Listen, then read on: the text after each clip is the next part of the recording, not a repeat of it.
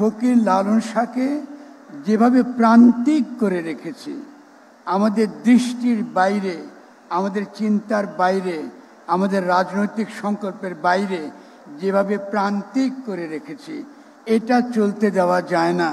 তাকে জাতীয়ভাবে তাকে হাজির করতে হবে। আমাদের বাংলাদেশে এখনো পর্যন্ত আমরা এই উপমহাদেশের মানুষ, সাধারণ মানুষ, গণমানুষ, বিশেষত ভক্তিধারার মানুষ, তাদের মধ্যে কোনো রাজনৈতিক পার্থক্য আমরা উপলব্ধি করি না।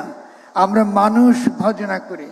ফলে যে পারমার্থিক আঞ্চলিকতার কথা তিনি বলে গেলেন, এই পারমার্থিক আঞ্চলিকতা আমাদের আগামী দিনে আমরা যে একটা পরমার্থিক সত্য, আরও সার্বজনীন সত্য, যেটা ফকির লালন শাহ মানুষ ভজনা কথাটার মধ্য দিয়ে ব্যক্ত করেছেন, সে মানুষ ভজনার মধ্য দিয়ে আমরা যেন এই যে ঔপনিবেশিক আমলে আমাদের যে জাতিবাদী বিভাজন, যে বিভক্তি, পরস্পরের প্রতি যে সন্দেহ, পরস্পরের প্রতি যে অবিশ্বাস, এটা যেন আমরা কাটিয়ে উঠতে পারি। এই কাটিয়ে ওঠার সংগ্রামে ফকির লালন শাহ অত্যন্ত গুরুত্বপূর্ণ। তিনি যে মানুষ ভজনার কথা বলেন, এটা আমরা এখন যেভাবে আমাদেরকে পরিচয় নির্ণয় করতে চাই, জাতির দ্বারা, রাষ্ট্রের দ্বারা, ধর্মের দ্বারা, বর্ণের দ্বারা, আভিজাত্যের দ্বারা, ফকির লালন শাহ এইসব দিয়ে আমাদেরকে নির্ণয় করতে চান না। তিনি চান আমরা মানুষ ভজনার মধ্য দিয়ে সেই আমিকে আবিষ্কার করি, সে আমিকে আবিষ্কার করি যে সকলের মধ্যে বিরাজ করেন।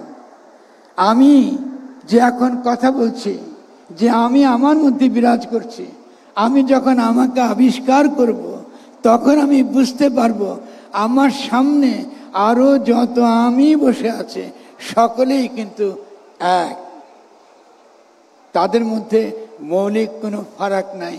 ফারাকটা হচ্ছে আমরা ডুবে যেতে পারছি কিনা।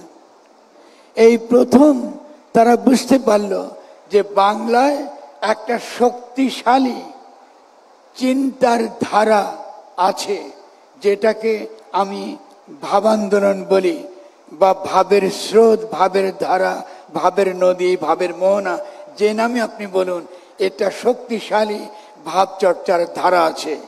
এই ভাবচর্চার ধারা যারা ধরে রেখেছেন, প্রান্তিক হয়েও সমাজের বহু অবজ্ঞা,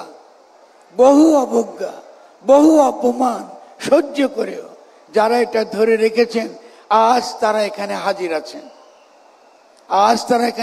আছেন। তাদের চেষ্টায় এখনো ফকির লালন শাহর ঘর আকারে, ঘর মানে চিন্তা করবার, একটা চিন্তা করবার জায়গা, যেখানে আমরা সকলে মিলে সামষ্টিকভাবে চিন্তা করতে পারি। এই যে একটা ঘর, এই ঘরের যে জায়গা, এই নদিয়ায় এই ধারাটা আমরা এখনো জীবন্ত রাখতে পেরেছি। আমাদেরকে একটা আন্তর্জাতিক চিন্তার পরিসরে প্রবেশ করবার একটা দরজা খুলে দিচ্ছে, এবং ফকির লালন শাহ সেই দরজা আমাদের জন্য অনেক আগেই তৈরি করে রেখেছিলেন। এই দরজায় আমরা প্রবেশ করবার জন্য সেই সাধনাটুকু করিনি। আজকে এই অনুষ্ঠানের মধ্য দিয়ে সেই সাধনার দ্বারটা আজকে এখানে আমরা উন্মোচিত করা হলো, এটা খোলা হলো।